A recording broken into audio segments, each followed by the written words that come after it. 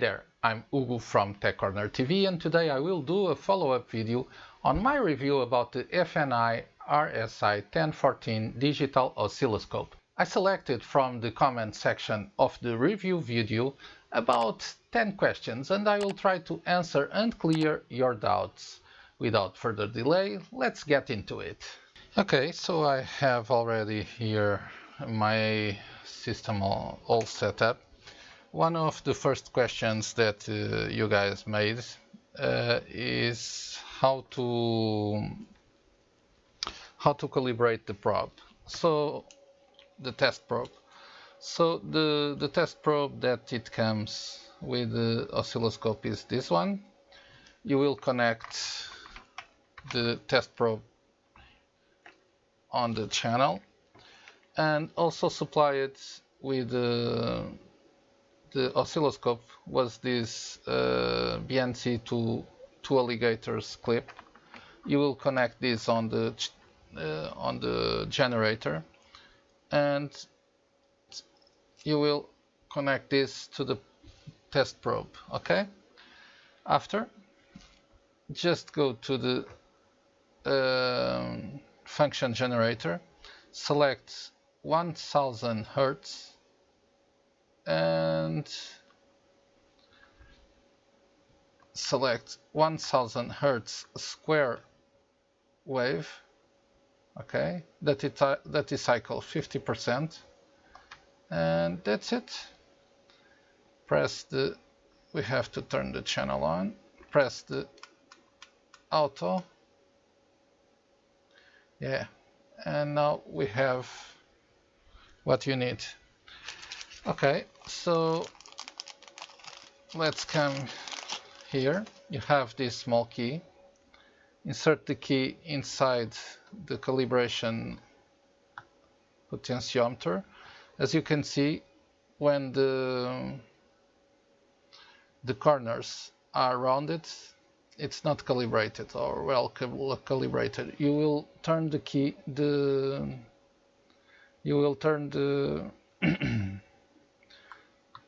you will turn this screw wrench until all corners are 90 degrees. Okay, fine. Yeah, that's it. 90 degrees, that's okay. So right now you have the probe calibrated.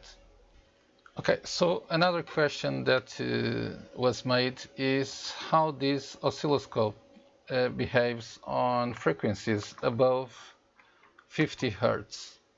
50 megahertz. And yeah, I have here the Rigol Digi 1014D. It is able to create sine waves up to 60 megahertz.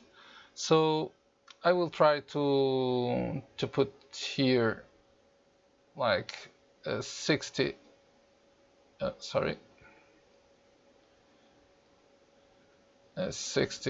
megahertz wave, and let's also do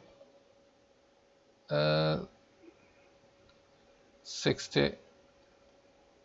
Okay, I want this one, 60 megahertz. Okay, so right now on my Rigol I have 60 megahertz, so you can have a test comparison between oscilloscopes. Let's do auto here, and yeah, it seems okay. I cannot inject a signal higher than 60 megahertz because it's the maximum of my function generator, but yeah, it seems okay. We can have here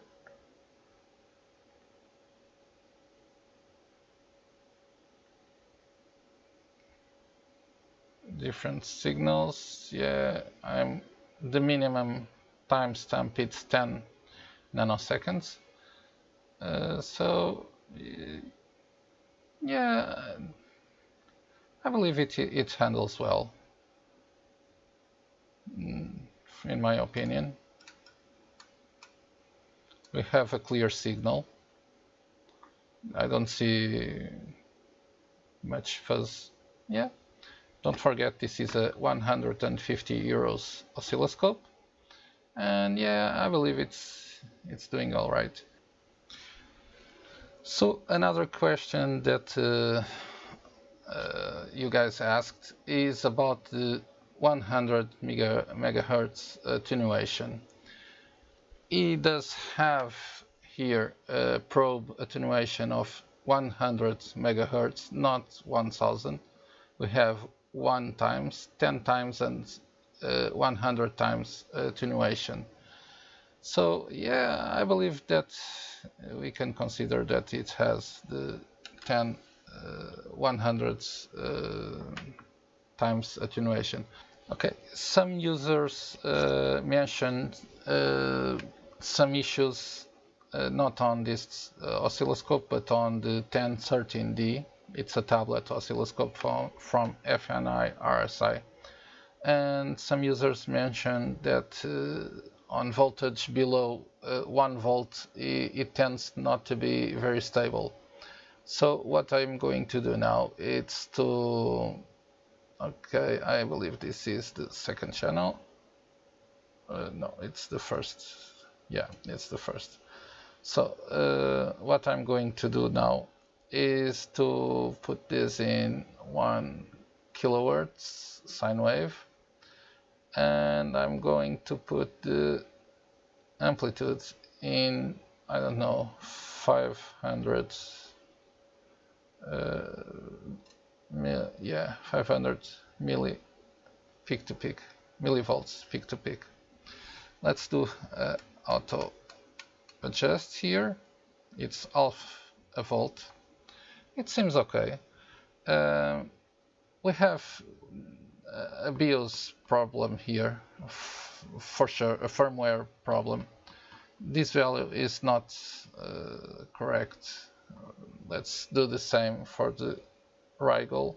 So we start by putting this 1 kilohertz and amplitude 500 millivolts peak to peak. Let me just do auto. Something is fishy here.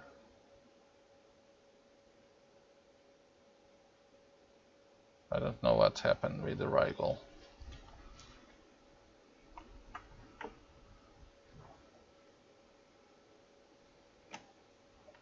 I think my Rigel froze.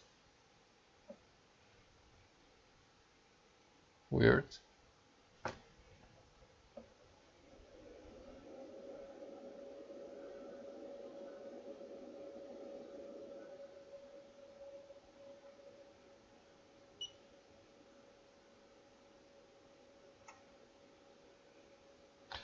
Okay, well, that one boots.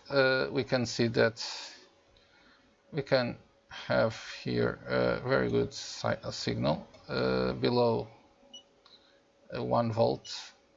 Yeah, it has a firmware issue for sure. Okay, now I have here, well, the Rigel says we have max 250 260 millivolts and peak to peak 500. That's what we have here.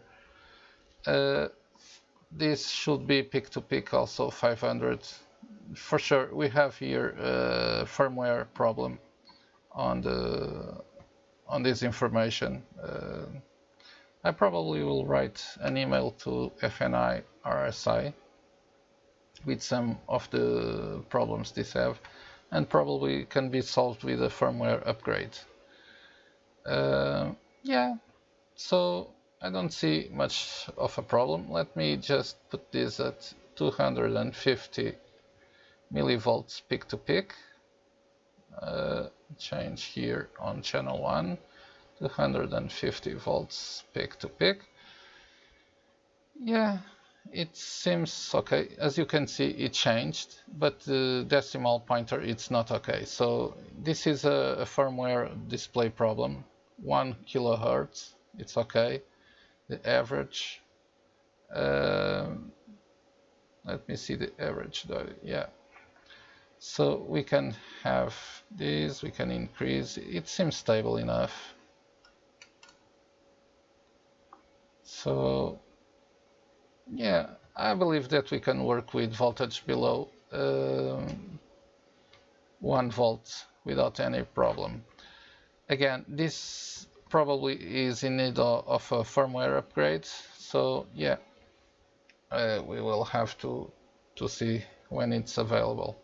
Well, one of the features that several people asked me to show is, let me just put this in 5 volts, again 5 volts, is to show how it works with the FFT. I will put the FFT operating here on my Rigol so you can have an idea how it works. Right now this is a sine wave. I will modulate, oops, not this one, this one. I will modulate the signal. You can see the harmonics. Let me just, yeah, I can take the modulation. Yeah, you can see the harmonics there. This one is a little different. Let me just select here on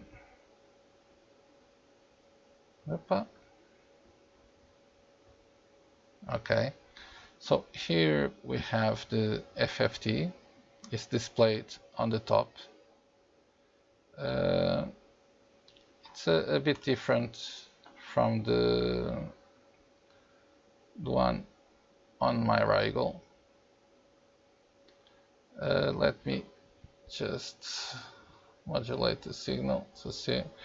Well, a signal modulation, it displays like this. We can see the harmonics, but yeah, it's different, the presentation for sure.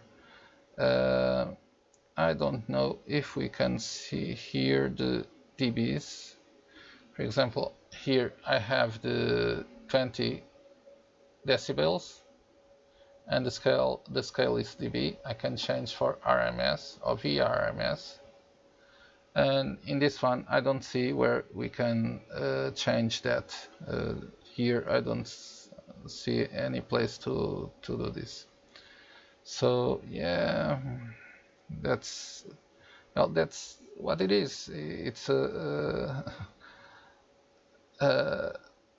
cheap oscilloscope that already has this function. Most of them doesn't. Well, at least at this price. So yeah, here it is, the FFT and how it works. Okay, another question that I have on the comments is how about the USB? It does allow the PC to connect or only creates a drive. Let me just connect this here. I don't know, it's not, okay, it's connected. When you come here to the menu, you have here a USB export option. You heard the computer. When you use this option, it will create a USB drive on the computer and you can access all the image, all the files that you saved on the oscilloscope. It's not possible to connect the oscilloscope by USB to the computer and see in the computer what's on the screen of the USB. That is not possible. For example, the Rigol, you can do that by USB or by Ethernet.